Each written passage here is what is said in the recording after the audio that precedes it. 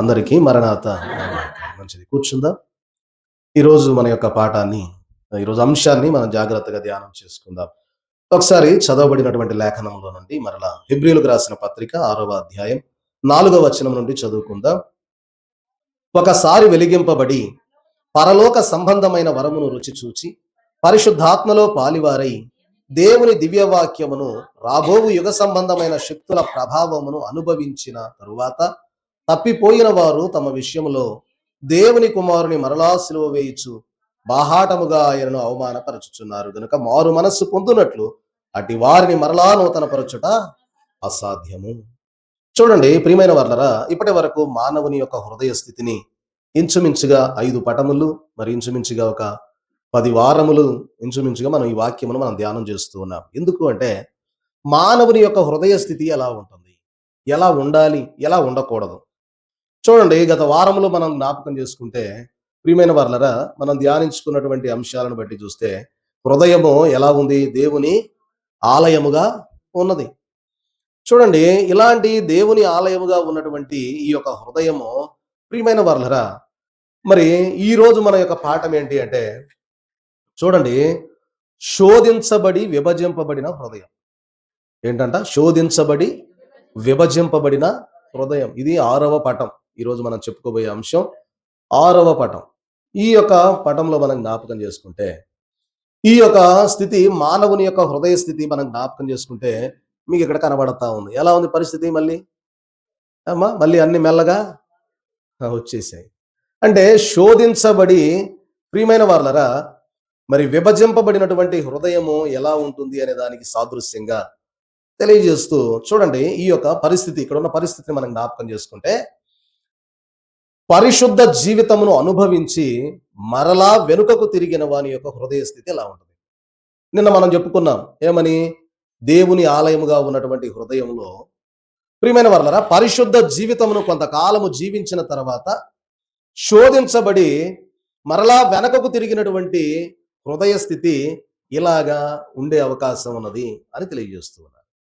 మానవుని యొక్క హృదయ స్థితి ఈ యొక్క పటం తెలుపుతా ఉన్నది. చూడండి, ఇక్కడ భక్తుడు ఏం తెలియజేస్తా ఉన్నాడంటే, ఇతని కన్ను ఒకటి మూతపడుతూ ఉన్నట్లుగా ఉన్నది అని తెలియజేస్తూ ఉన్నారు. ఏంటి దీనికి అర్థం ఏంటి అంటే, ప్రియమైన వాళ్ళరా, ఇతడు తన యొక్క ప్రార్థనా జీవితంలో చల్లబడి కునిపాట్లు పడుతూ ఉన్నట్లుగా ఉన్నటువంటి స్థితి అన్నాడు. ఏంటంట? అంటే కొంతకాలం తను పరిశుద్ధంగా జీవించాడు. ఎలా అంటే అసలు దేవునిలో నిమగ్నం అయిపోయి, దేవుని పనులలో, దేవుని యొక్క కార్యక్రమాల్లో అన్నిటిలో కూడా బాగా నిమగ్నమై కొంతకాలం బాగా పనిచేసి కొంతకాలం దేవునిలో పరిశుద్ధంగా జీవించి ఆ తరువాత మెల్లగా ఏమైపోతా ఉన్న స్థితి కనపడతా ఉందంటే, ఇక్కడ అంటూ ఉన్నాడు, ఇతని కన్ను ఒకటి మూతపడుచు ఉన్నట్లుగా ఉన్నది. ఇతడు తన ప్రార్థనా జీవితంలో చల్లబడి కునికిపాట్లు పడుతూ ఉన్న క్రైస్తవ జీవితాన్ని సూచిస్తా ఉన్నది ఈ పటం. చూసారా? అంటే పరిశుద్ధ జీవితం కొంతకాలం జీవించాడు, మరలా కొన్నింటి శోధనలను బట్టి ఇప్పుడు మనం చెప్పుకుంటాం ఏమేమి జరిగినాయి, ఎందువల్ల తన యొక్క స్థితి మరలా వెనకటికి వెళ్ళిపోయాడు అనేది ఈరోజు మనం చూస్తే, ఒక క్రైస్తవ జీవితము జీవిస్తూ ఉన్నటువంటి మనకు ఈరోజు ఈ యొక్క పటం నేర్పుతూ ఉన్న పాఠం ఏంటి అంటే, ప్రియమైన వాళ్ళరా, చూడండి, ఒక కన్నే ఉన్నా మూతపడుతూ ఉన్నట్టుగా, మరి ప్రార్థనా జీవితంలో చల్లబడి కునికిపాట్లు పడుతూ ఉన్నటువంటి స్థితి. అంటే మెల్లమెల్లగా ప్రార్థనా జీవితం తగ్గిపోవటం, మెల్లమెల్లగా ప్రార్థనలో చల్లబడిపోవటం, బలహీనపడిపోవటం, చేద్దాంలే ప్రార్థన అనేటటువంటి స్థితి. మెల్లమెల్లగా మనలో ప్రియమైన వర్లరా కొంచెం కొంచెంగా గర్వం, అసూయ అవి వస్తా ఉన్నాయి కదా, జంతువులు వచ్చాయా? మెల్లగా అన్నిటిని సాతానుడు ఒక్కొక్కదాన్ని పట్టుకొచ్చి వదులుతా ఉన్నాడు. నిన్న పటంలో ఏం చేశాం? ఆ ఫలభరితమైనటువంటి హృదయం వైపు చూస్తానే ఉన్నాడు సాతానుడు, దొరుకుతాడా ఎక్కడైనా అని. చూసారా పోయినసారి ఫోటోలో? ఇప్పుడు ఇక్కడ కూడా ఏం చేస్తా ఉన్నాడంటే, ఆ దొరుకుతూ ఉన్నటువంటి స్థితిని చూసి మెల్లగా ప్రార్థనా జీవితంలో చల్లబడిపోయాడు. చూడండి, రెండవ కన్ను ఏం చెప్తా ఉన్నారు ఈ భక్తుడంటే, సిగ్గుమాలినదై అటు ఇటు చూచుచూ ఉన్నది, ఇది లోకాశలకు కొరకు వెదకుచూ ఉన్నది అని రాశారు. ఏంటంట? రెండో కన్ను సిగ్గుమాలినదై లోకంలో ఉన్నటువంటి ఆశల కొరకు ఏం చేస్తా ఉందంటే అటు ఇటు చూస్తాం. దేని వైపు చూడాలి? దేవుని వైపు చూడాలి. ఇప్పుడు దేవుని వైపు చూడకుండా ఏమి చూస్తా ఉన్నదంటే లోకాశల వైపు, లోకంలో ఉన్న వాటి వైపు. ఏంటంటే ఇంత ముందు నేను దేవుళ్ళో లేనప్పుడు నేను ఇదిగో ఇవన్నీ అనుభవించాను. అప్పుడు బాగానే ఉంది. దేవుళ్ళలోకి వచ్చే పరిశుద్ధ జీవితం బాగానే ఉంది. కానీ దీనికంటే అదే కొంచెం బాగున్నట్టుగా అనిపిస్తా ఉన్నదే అనే ఆ తలంపులు రాగానే ఆటోమేటిక్‌గా మళ్ళీ ప్రారంభం అయిపోతా ఉంది. అర్థమవుతుందంటారా? మంచిది. చూడండి ఇక్కడ అంటూ ఉన్న మాట ఏంటంటే ఇది లోకాశల కొరకు వెదకుచ్చు ఉన్నది ప్రియమైన వారలారా. ఇదివరిలో అంటే గత వారంలో మనం చెప్పుకున్నటువంటి ఫలభరితమైన దేవుని ఆలయముగా ఉన్నటువంటి ఈ ఆలయంలో ఉన్నటువంటి మనస్సాక్షి కూడా ఏమైపోయింది? మనస్సాక్షి దేనికి సాదృశ్యంగా చెప్పాం ఇక్కడ?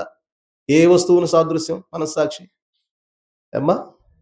మనస్సాక్షి దేనికి సాదృశ్యంగా చెప్పాను? నక్షత్రం. అది క్లోజ్ అయిపోతుంది. నక్షత్రం మనస్సాక్షికి సాదృశ్యంగా కనబడతా ఉంది. అది. కాబట్టి ప్రియమైన వారలారా, ఇక్కడ మనకు తెలియజేస్తూ ఉన్నటువంటి మాట ఏంటి అంటే ఈ యొక్క మనస్సాక్షి మనకు దేన్ని సూచిస్తా ఉందయ్యా అంటే ఆ నక్షత్రం మనకు మానవుని యొక్క మనస్సాక్షిని సూచిస్తా ఉన్నది. కాబట్టి ప్రియమైన వారలారా, చూడండి ఒకసారి మనం జ్ఞాపకం చేసుకుంటే అంటే అంతకుముందు ఎలా ఉంది? తెల్లగా ఆ నక్షత్రం చుట్టూ ఒక వెలుగులాగా ఉన్నటువంటిది మనకు కనబడతా ఉంది. గుర్తుందా? చూపించమంటారా? ఉందిగా. అదే మళ్ళీ మర్చిపోయారంటే మళ్ళీ నేను మొదల కాడి నుంచి మళ్ళీ మొదటి పాఠం చెప్పాలి. ఇదిగో ఇక్కడ ఎలా ఉంది? తెల్లగా దాని చుట్టూ ప్రకాశమైనటువంటి వెలుగుంది. కానీ ఎప్పుడైతే తన యొక్క హృదయ స్థితి మారిపోయిందో ప్రియమైన వారలారా, ఇక్కడ ఏమైపోయిందంటే మళ్ళా అది మనస్సాక్షి పాడైపోయింది. కాబట్టి ఇటువంటి చూడండి ఇక్కడ ఏమని రాస్తా ఉన్నారంటే ఈ భక్తులు క్రీస్తు కొరకు నిందలు శ్రమలు భరించుటకు ఆయన యందు నమ్మకముగా జీవించుటకు తగిన మనస్సు లేకపోయినందుననే ఈ అంధకారము అతని ఆవరించింది అని రాశారు. ఏంటంట? క్రీస్తు కొరకు నిందలు శ్రమలు భరించుటకు ఆయన యందు నమ్మకముగా జీవించుటకు తగిన మనస్సు లేకపోయినందున ఈ అంధకారం అతని హృదయాన్ని ఆవరించి ఉన్నది. ఇతడు అనేక శోధనల చేత శోధించబడుచు వారిని ఎదిరించుటకును జయించుటకు బదులు ఆయా శోధనలకు లొంగిపోవట జరుగుతా ఉన్నది. ఎవరో నిద్రపోతున్నారా? అంటే నేను మెల్లగా చెప్తున్నా కదా, అందుకని నిద్రపోయే అవకాశం. చూడండి ప్రియమైన వారలారా, మనం జ్ఞాపకం చేసుకుంటే దేవుని కొరకు నిందలు, దేవుని కొరకు శ్రమలు, దేవుని కొరకు ప్రియమైన వారలారా, మరి మనం ఏ కార్యమైనా చేసేటటువంటి ఆ మనస్సు అనేది లేకపోవడం వల్ల మెల్లమెల్లగా వచ్చినటువంటి శ్రమలలో కృంగిపోయి ఏం దేవుళ్ళే ఇంకెందుకులే మనం మెల్లగా సర్దుకుందాం, ఏమండి వచ్చిన శ్రమలు భయంకరంగా ఉంటా ఉన్నాయి అని మన యొక్క హృదయాన్నట శోధించేటటువంటి మాటలు ఈ భక్తుడు రాసింది నేను చదువుతా ఉన్నాను సుమా, ఆ సొంత మాటలు కాదు. చూడండి, అంధకారం అతని హృదయాన్ని ఆవరించి ఉన్నందున అనేక శోధనల చేత శోధించబడుతూ ప్రియమైన వారలారా వారిని ఎదిరించుటకు జయించుటకు బదులు ఆయా శోధనలకు లొంగిపోవడం. చూడండి పరిశుద్ధ గ్రంథంలో నుండి మనం కొంతమందిని గాన తీసుకుంటే ఒకసారి ప్రియమైన వారలారా, మరి కొలస్సీయులకు రాసిన పత్రిక 4వ అధ్యాయం 14వ వచనం చూద్దాం. కొలస్సీయులకు రాసిన పత్రిక 4వ అధ్యాయం 14వ వచనం చదవండి. ఇక్కడ మనకు దేమ అనే ఒక వ్యక్తి కనపడతా ఉన్నాడు. ఎవరైనా దేమ. ప్రియమైన వారలారా చదవండి. ఆ తర్వాత ఫిలోమోను పత్రిక 1:24 అంటే మీకు దెమ అనే వ్యక్తి ఒక ఆయన ఉన్నాడు అనేది పరిచయం చేయడానికి నేను ఆ వచనం చదివించా. ఇప్పుడు ఫిలోమోను పత్రిక 1వ అధ్యాయం 24వ వచనం చదవండి. తీసారా? చదవండి. 1:24. సరే నేను చదువుతా చూడండి. క్రీస్తు యేసునందు నా తోడి ఖైదీ అయిన ఎపఫ్రా, నా జత పని వారైన మార్కు, అరిస్తార్కు, దేమా, లూకా వందనము చెప్తున్నారు. అంటే చూడండి ఇక్కడ మనకి ఏం అర్థం అవుతా ఉందయ్యా అంటే ఈ యొక్క పనిలో దేమా అనేటటువంటి వ్యక్తి పౌలు గారి యొక్క పనిలో అంటే దేవుని పనిలో బాగా వాడబడతా ఉన్నటువంటి వ్యక్తిగా కనబడతా ఉన్నాడు. అదే దేమ పరిస్థితుల కారణంగా మారిపోయినటువంటి స్థితి మనకి తిమోతికి రాసినటువంటి 2వ పత్రిక 4వ అధ్యాయం 10వ వచనం, దాని పక్కనే ఉండదు చూడండి. తిమోతికి రాసిన 2వ పత్రిక 4వ అధ్యాయం 10వ వచనం. దేమ ఇహలోకమును స్నేహించి నన్ను విడిచి తెస్సలోనికకు వెళ్ళెను. చూడండి ప్రియమైన వర్లరా, ఇక్కడ మనం జ్ఞాపకం చేసుకుంటే, ఇక్కడ మనకు కనపడతా ఉన్నటువంటి యొక్క ఇమేజ్ లో మనం చూస్తే, ఇక్కడ దేమా అనేటటువంటి వ్యక్తి ఏం చేస్తా ఉన్నాడయ్యా అంటే ఇహలోకాన్ని ప్రేమించాడు. పౌలు గారితో ఉంటేనేమన్నా చెరసాల్లో ఉండాలా, ఆయనకు పత్రికలు రాసి పెట్టే పని ఉంటది, లేదా దేవుని పని చేస్తా ఉండాలి. ఇవన్నీ కూడా చూస్తే ఇవన్నీ మనకు పనికిరావు, దీనివల్ల నాకు రూపాయి ఉపయోగం లేదు అమ్మా. దేవుని పని చేయటం వల్ల వచ్చేటటువంటి ఉపయోగం నాకేమీ లేదు, కాబట్టి నేను ఎందుకు దేవుని పని చేయాలా? చూడండి, ఇదిగో ఇక్కడ మనం జ్ఞాపకం చేసుకుంటే, ఒక ఆయన ఏమన్నా పౌలు మహాభక్తుడు, ఒక ఆయన ఏమన్నా దేమా గారు. దేమా గారి చేతిలో ఏముంది? యువతల ఆయన దేమ, అవతల ఆయన పౌలు గారు. డబ్బు సంచి కనపడతా ఉంది. ఇదే డబ్బు సంచి ప్రభు కాలంలో ఒక ఆయన దగ్గర చూసాం. ఎవరు? బాగా గుర్తుంది, ఇస్కరియోతు యోధా. యోధా కూడా లోకాన్ని ప్రేమించి, డబ్బును ప్రేమించి ప్రభువును అమ్మివేసి వెళ్ళిపోయాడు. ఇప్పుడు ఈ దేమా గారు కూడా పౌలుతో ఉంటా, ప్రియమైన వర్లరా, పౌలుతో అనేక సందర్భాలలో ప్రతి పనిలో జత పని వారిగా వాడబడ్డాడని మనకి ఇందాకాలం రాసినటువంటి ఫిలోమోను పత్రికలో రాశాడు. ఆయన జత పనివాడిగా ఉన్నాడు, ఆయన సువార్తల్లో వాడబడ్డాడు. ఇన్ని విషయాలలో వాడబడినటువంటి దేమ ఏమైపోయాడని తిమోతి గారికి ఉత్తరం రాశాడు.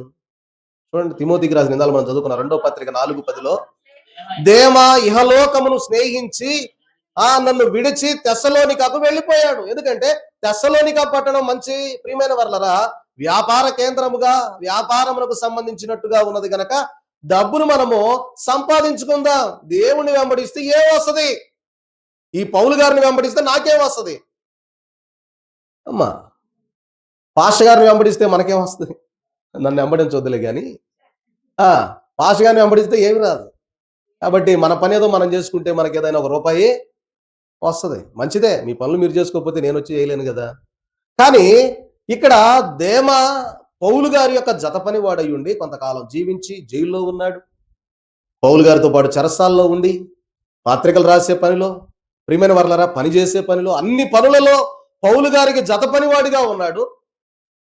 కానీ కొంతకాలం గడిచిన తర్వాత ఆ ఫలభరితమైన హృదయం ఇప్పుడు ఎలా మారిపోయింది? శోధింపబడి విభజింపబడింది. అర్థమవుతుందా? అంటే కొంతకాలం ఫలభరితంగా ఉన్నాడు. చూసారా, అసలు పౌలు గారితో జత పని వారిగా ఉన్నటువంటి అంత ఆశామాషి కాదు. పౌలు ఏమైనా సామాన్యుడా? అంటే అసలు ఖండాలనే తలకిందులు చేశాడు. ఖండాలకు సువార్త ప్రకటించాడు. మనం మనూరు 2 ఊళ్ళు ప్రకటించడానికి చచ్చిపోతున్నాం. ఖండాలు దాటి వెళ్ళాడు పౌలు గారు. ఆయనతో సహవాసం చేసిన దేమా గారు, ప్రియమైన వారులారా, కొంతకాలం ఫలభరితంగా ఉన్నాడు. కానీ పౌలు గారు పూర్తిగా చివరి వరకు ఫలభరితంగానే బతికాడు. అందుకే ఏమన్నాడు? బ్రతుకుట క్రీస్తే, సావైతే అంతే. మంచి పోరాటం పోరెడుకుని నా పరుగు తుదముట్టించి తిని అన్నటువంటి పౌలు గారితో పరిచర్య చేశాడండి. అది అలా చేసినా కూడా దేమా తప్పిపోయాడు. దేని దగ్గర? అది డబ్బు దగ్గర. కాబట్టి ఇక్కడ ఏం తెలియజేస్తా ఉన్నాడంటే, దేమా, ప్రియమైన వర్లరా, ధనాన్ని ఆశించి ఈ లోకంలో ఉన్నటువంటి విధానాన్ని పొందుకుందామనే ఉద్దేశంతో దేవుని విడిచిపెట్టి వెళ్ళిపోయాడు. కాబట్టి మనము అలాగూ ఉండకూడదు. ఎలాగుండకూడదు? దేమాలాగా ఉండకూడదు. ఎలా ఉండాలా? పౌలు గారి లాగా ఉండాలా. మరి అటువంటి సాహసం మనం చేయాలంటే మామూలు విషయం కాదు.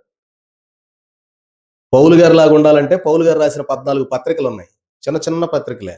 అవి చదివితే ఆయన చేసిన పరిచర్య ఏంటో మనకు అర్థమవుద్ది.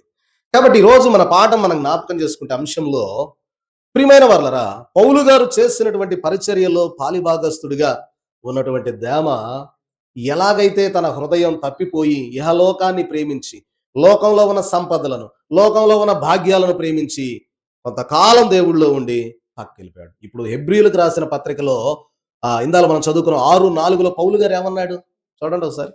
హెబ్రీయులకు రాసిన పత్రిక ఒకసారి వెలిగింపబడి పరలోక సంబంధమైన వరమును రుచి చూచి పరిశుద్ధాత్మలో పాలివారై దేవుని దివ్య వాక్యమును రాబోవు యుగ సంబంధమైన శక్తుల ప్రభావమును అనుభవించిన తరువాత తప్పిపోయిన వారు తమ విషయములో దేవుని కుమారుని మరలా సిలువ వేయిచు బాహాటముగా ఆయనను అవమానపరచుచున్నారు. చూసారా? అంటే ప్రియమైన వారలారా, ఈ పాఠం మనకేమి నేర్పిస్తా ఉందంటే, ఒకసారి వెలిగింపబడ్డాం, దేవునిలోనికి వచ్చావు, దేవుని యొక్క అన్ని రుచులు నువ్వు ఆస్వాదించావు. అంటే దేవుని ద్వారా నీవు పొందుకోవాల్సింది పొందుకొని ఇప్పుడు దేవుని నుండి తప్పిపోయావు. ఆ దేవుడు నాకేం చేశాడులే తీసేయని, ఏదో నీకోటి చేయలా, 5 10 చేశాడు, ఒకటి చేయలా, ఆ దేవుడు నాకేం చేశాడండి అని చెప్పి తప్పిపోయి దేవుణ్ణి విడిచిపెట్టి క్రైస్తవ జీవితంలో జరుగుతూ ఉన్న సందర్భాన్ని నేను చెప్తున్నా. ఈ హృదయం అదే సూచిస్తా ఉంది. నాకేమీ దేవుడు చేయట్లా, నన్నేం పట్టించుకోవట్లా అని నువ్వు దేవుణ్ణి ప్రక్కన పెట్టి వెళ్ళి లోకంలో చేరి లోకానుసారంగా నువ్వు వెళ్ళిపోతే ఎలాంటి స్థితి నీది కూడా ఏమైపోద్ది అంటే, దేవుడు కూడా కొంతకాలం విడిచిపెడతాడు. మనం మనం ఏం చేస్తాం?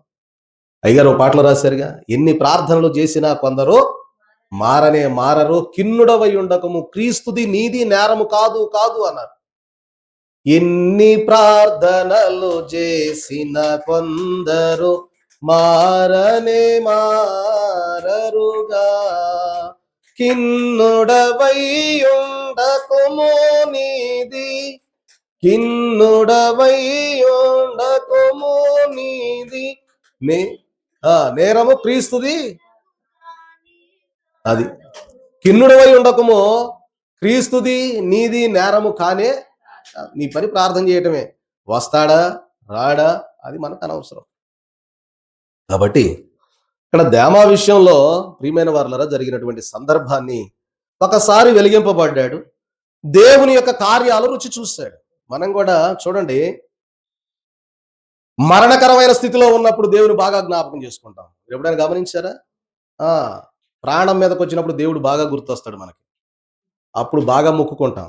ఆ తర్వాత ఆ మొక్కులన్నీ మూటగట్టి పక్కన పడేస్తాం. అయిపోయిందిగా, దేవుడు బతికిచ్చేసాడు నన్ను. కాబట్టి అవన్నీ మన పక్కెళ్ళిపోతాయి మన టైం దాటిపోయాక. కాబట్టి ఇక్కడ ఏం చెప్తా ఉన్నాడంటే, ప్రియమైన వారలారా, దేవుని యొక్క విధానంలో ఒకసారి నువ్వు వచ్చాక, దేవుడు నిన్ను బాగు చేశాక, నిన్ను లైన్లో పెట్టాక నువ్వు ఆయన వెంబడించాలా.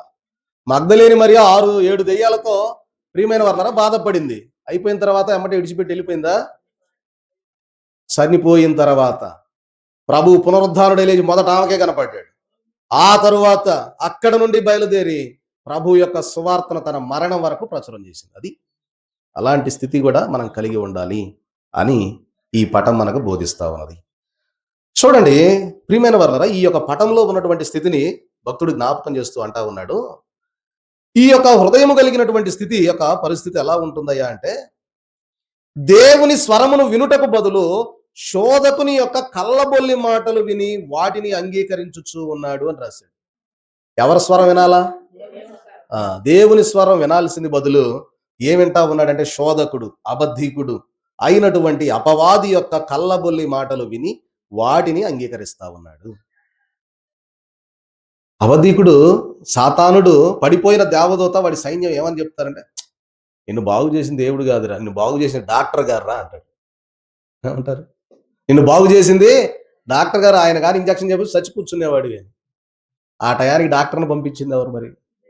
అమ్మా, అది అర్థం. అంటే దేవుని కార్యాలు మనకు కనపడవు, మన దగ్గరకు వచ్చిన మనిషే కనపడతారు. వాస్తవంగా ఎవరికైనా అదే కనపడుద్ది. కానీ ప్రియమైన వారలారా, ప్రభువు చేసే పని అందరికీ కనపడదు. కాబట్టి ఇక్కడ అంటూ ఉన్నాడు, దేవుని స్వరము వినుటకు బదులు శోధకుని కళ్ళబొల్లి మాటలు విని వారిని అంగీకరిస్తాం. ఎవరో ఏదన్నా అన్నారనుకోండి, నిజమే కదా, మనకు కూడా ఆలోచన వచ్చేస్తాం, నిజమే కదా, ఆ రోజు డాక్టర్ గారు వచ్చి చేస్తేనే కదా నేను బతికింది, నేనేంటో పొరపాటుగా అనుకుంటా ఉన్నానే. చూసారా? ఈడ బల్ల బుద్ధి పాస్టర్ గారు, నీ సాక్ష్యం ఎంత బలమైందోనమ్మా, ఆ రోజుగాన దేవుడు నీకు గాన నిన్ను బాగు చేయకపోతే సచ్చూరుకునే దానివే అని చెప్పినప్పుడు నిజమే అనుకోని బయటికి పోయాక, భలేదానివేనే, డాక్టర్ గారు నిన్ను బాగు చేసిందంటే, నిజమే కదా, డాక్టర్ గారే నన్ను బాగు చేసింది అని అంటావే, అదనమాట. అది చెప్తున్నాడు. అలాంటి మాటలు వినే హృదయంలోనికి మారిపోతాం అని చెప్తూ, ప్రియమైన వారలారా, అతడు ఇంకా క్రైస్తవుని వలె నటించుచు చర్చికి వెళ్ళుచు ఉన్ననో అతడు మతం అనే ముసుగులో ఎన్నో లౌకిక ఆశలు దాసుకొని ఉన్నాడు అని రాశాడు. అమ్మా, క్రైస్తవుడిలాగే ఉంటాడు, రోజు గుడికి వస్తాం. ఆ, అంటే ఇక్కడ పురుషుడు గురించి ఉందని పురుషులు అనుకోబాకండి, స్త్రీలైనా పురుషులైనా ఒకటే.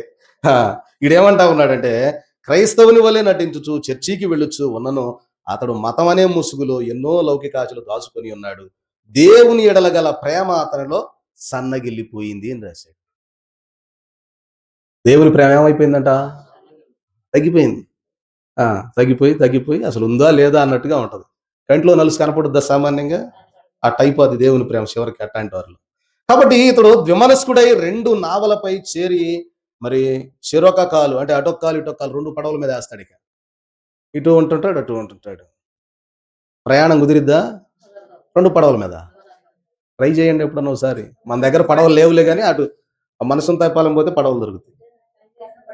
పడిపోతాం కాలువలో. కాబట్టి చూడండి, అతడు ద్విమనస్కుడై 2 నావలపై చెరొక కాలు వేసి పయనించుచున్న బుద్ధిహీనుని వలె ఉన్నాడు. చూడండి, ఇందును బట్టి మనం జ్ఞాపకం చేసుకుంటే మనకు సొలొమోను గారు కనపడతారు. ఒకసారి ఇందాక మీకు చదివిచ్చాను, మరి సమూయేలు. ప్రియమైన వాళ్ళరా, చూడండి, రాజుల మొదటి గ్రంథం 3వ అధ్యాయం 9 నుండి 12 వచనాల్లో దేవుడు సొలొమోను గారికి ఇచ్చినటువంటి జ్ఞానాన్ని మనకు అక్కడ జ్ఞాపకం చేస్తాడు. రాజుల మొదటి గ్రంథం 3వ అధ్యాయం 9 నుండి 12 వచనాలు. చదవండి అయ్యా. ఎంత గొప్పవాడే నీ జనమునకు న్యాయము తీర్చగలవాడెవడు? కాబట్టి నేను మంచి చెడ్డలు వివేచించి నీ జనులకు న్యాయము తీర్చినట్లు నీ దాసుడనైన నాకు వివేకము గల హృదయమును దయచేయుము. సొలొమోను చేసిన ఈ మనవి ప్రభువునకు అనుకూలమైన గనక దేవుడు అతనికి ఇలాగూ సెలవిచ్చును. దీర్ఘాయువునైనను ఐశ్వర్యమునైనను నీ శత్రువుల ప్రాణమునైనను అడగక న్యాయములను గ్రహించుటకు వివేకము అనుగ్రహించమని నీవు అడిగితివి. నీవు ఇలాగును అడిగినందున నీ మనవి నేను ఆలకించాను అని దేవుడు తెలియజేస్తూ, ప్రియమైన వారలారా, చూడండి, రాజులలో నీ వంటి వాడు ఒకడైనను ఉండడు అని దీవించాడు. ఏమని? రాజులలో నీ వంటి వాడు ఒకడు కూడా ఉండడు. ఎప్పటిదాకా అంటే నువ్వు నా మాట విన్నంత కాలమే అని చెప్పాడు దేవుడు. ముందే వాగ్దానం ఇచ్చే ముందే కండిషన్ కూడా పెట్టాడు. నా మాట విన్నంత కాలమే నువ్వు నిలబడతావు, నా మాట వినలేదా పడిపోతావు. గుర్తుపెట్టుకో. ఎవరైనా సొలొమోను రాజు, రాజులలో అందగాడు. ఏమండి, అంత గొప్ప జ్ఞానం కలిగిన వాడు ఎవరు లేరని ఆయనకు కలిగిన పేరుంది. అంత జ్ఞానము కలిగినటువంటి సొలొమోను గారు సైతం ఒకసారి చూడండి ఎక్కడ పడిపోయాడు. రాజుల మొదటి గ్రంథం 11వ అధ్యాయం 4-8 వచనాలు. అదే గ్రంథంలో 11వ అధ్యాయం 4 నుంచి 8 వచనాలు చూడండి. సొలొమోను వృద్ధుడైనప్పుడు అతను భార్యలు, అది సంగతి, అది చదవండి.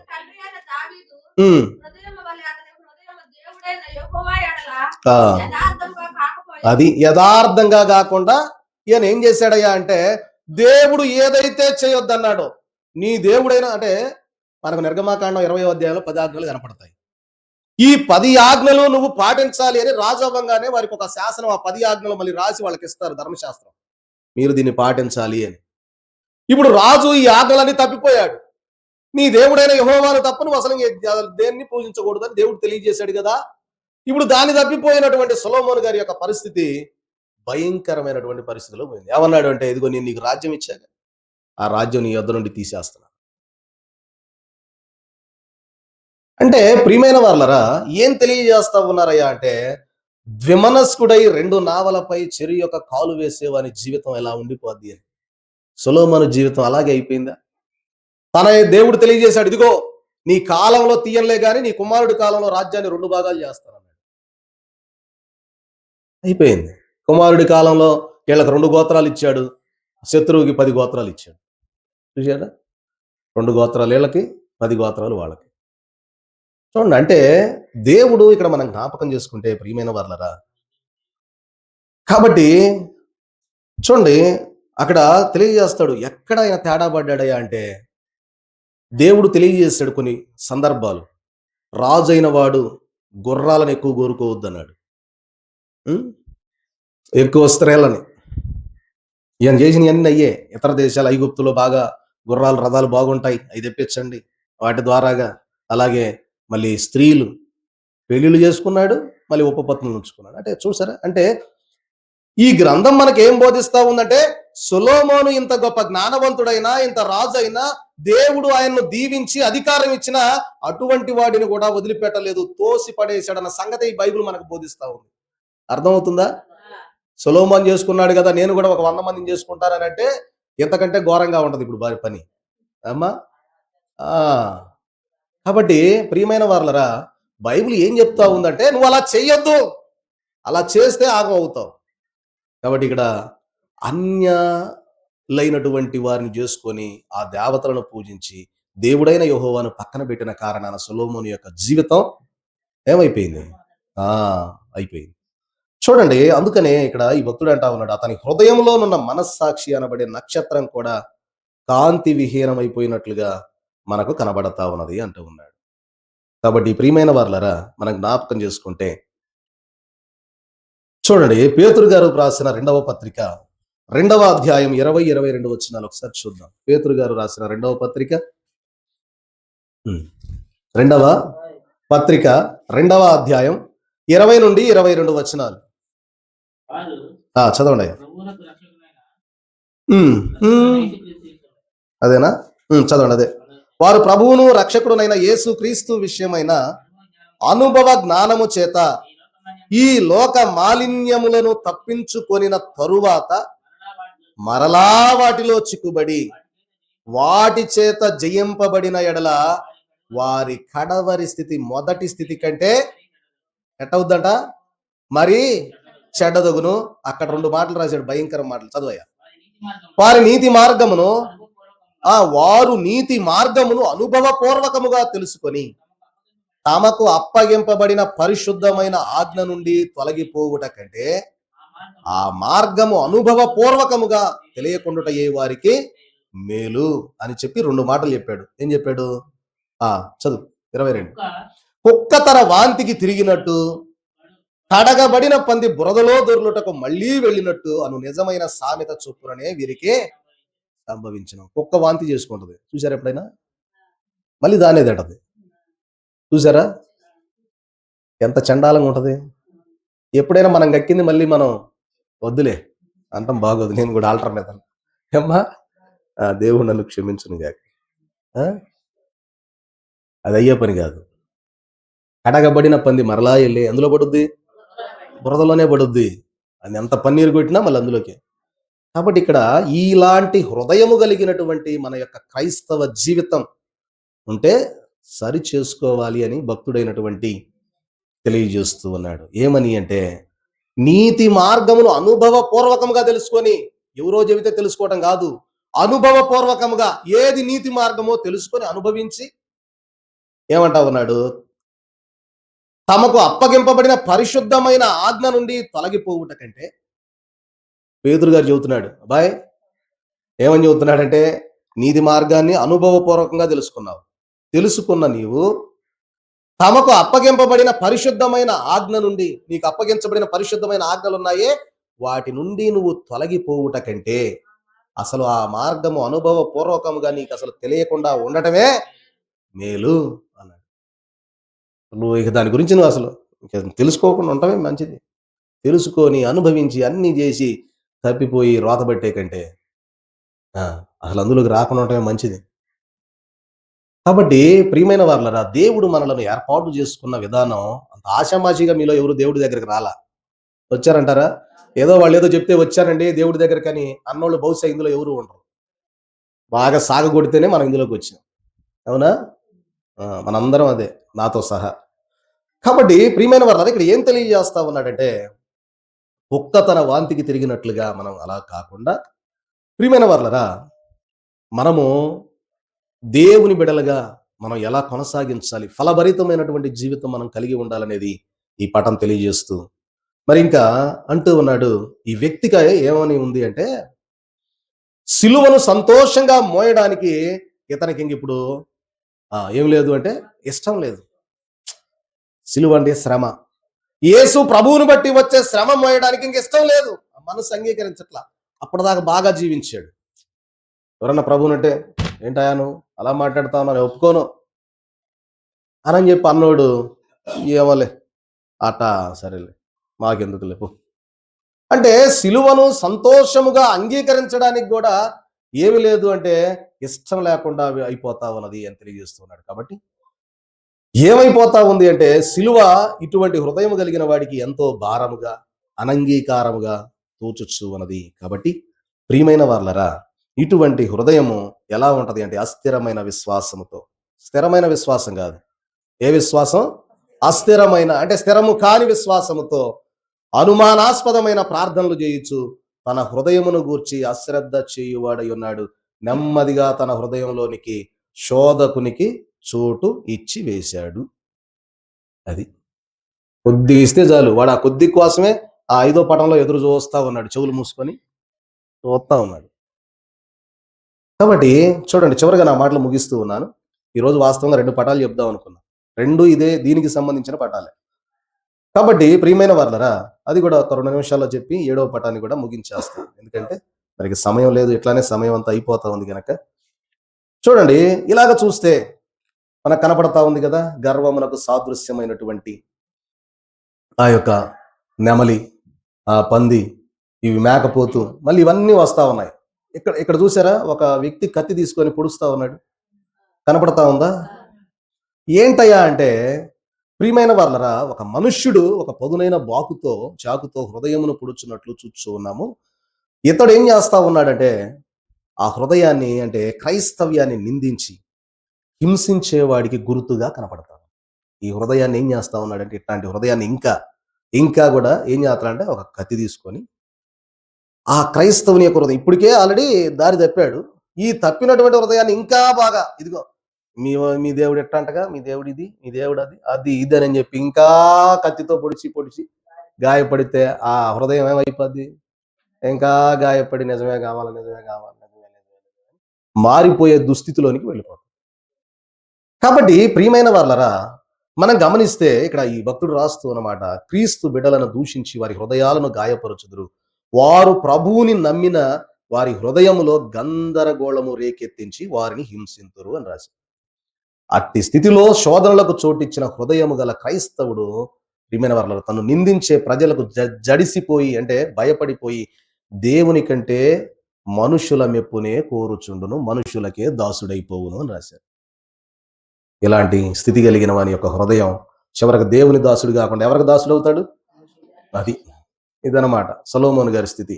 కింద ఫోటో చూపించలేదు కదా, వృద్ధాప్యంలో ఉన్నటువంటి సొలొమోను గారు తన భార్యలను బట్టి ఆయన ఏమైపోయాడు అంటే తన యొక్క స్థితి అంతా కోల్పోయాడు. చూడండి ప్రియమైన వాళ్ళరా, మరొక పటాన్ని కూడా మీకు పరిచయం చేసి ముగించేస్తా, ఎందుకంటే మరి సమయం సంకుచితం, ఇందులో పెట్టలేదట్టుంది. సరే, మంచిది. చూడండి, ఈ యొక్క హృదయానికి సంబంధించి ఉన్నటువంటి మరి 7వ పటం కూడా సేమ్ ఇంతే. వెనుకంజ వేసిన లేక కఠినపరచబడిన హృదయం ఎలా ఉంటది అంటే ఇంచుమించుగా ఇదే స్థితి అన్నమాట. కాబట్టి ప్రియమైన వాళ్ళరా, ఇవన్నీ మనం జ్ఞాపకం చేసుకున్నప్పుడు మనకు అర్థమయ్యేది ఏంటయ్యా అంటే, మనము దేవునిలో ఉండి మనము శోధించబడిన, వేధించబడిన, ఏది జరుగుతా ఉన్నా ఆయనను అంటిపెట్టుకొని కన్నీరు గార్చి ప్రార్థన చేసుకోకపోతే ఆ ఫలభరితమైనటువంటి హృదయ జీవితంలో నుండి శోధించబడి విభజింపబడినటువంటి హృదయ స్థితిలోనికి ఆటోమేటిక్గా మాట్లాడట్లా ఉన్నారు ఇక్కడ. మరణాత అయిపోయింది, మీ టైం అయిపోయింది. కాబట్టి అటువంటి స్థితిలోనికి మారిపోయే అవకాశం ఉన్నది. ఆలోచించుకుంటా ఉన్నారా? నేను కూడా ఎట్టానే ఉన్నానా? మన మైండ్ ఆలోచనలోకి వెళ్ళిపోయి అదే అంటే మన హృదయం చెప్తా ఉన్నప్పుడు పరిశోధించబడతా ఉంటది. నా స్థితి కూడా ఇలా ఉందా? ఈ పాఠం చెప్పడానికి నేను 10 సార్లు చదివా. ఈ పాఠాన్ని చదివినప్పుడు నా హృదయం కూడా కోతపడతా ఉంటుంటది. నేను కూడా ఇట్టున్నానా. అందరికీ సరిపోయే పాఠం ఇది, నాకైనా మీకైనా అందరికీ. కాబట్టి ప్రియమైన వారు అలాగూ కాక మనము మరి ఫలభరితమైనటువంటి మన హృదయం దేవునికి ఆలయంగా ఉండే విధంగానే మనం ఉండడానికి ప్రయత్నం చేయాలి. అట్టి స్థితి దేవుడు మన అందరి హృదయాలలో స్థిరపరచి బలపరచి మనలను ఆయన మహిమ రాకడకు సిద్ధపరచును గాక.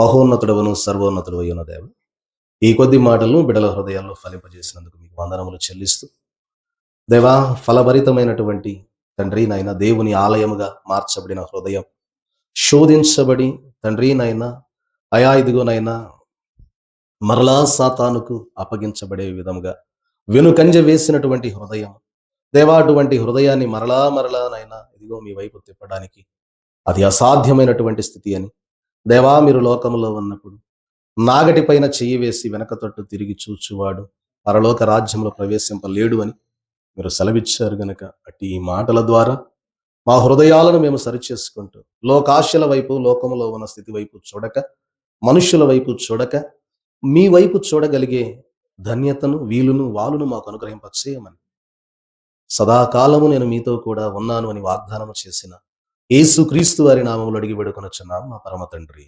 ఆమేన్.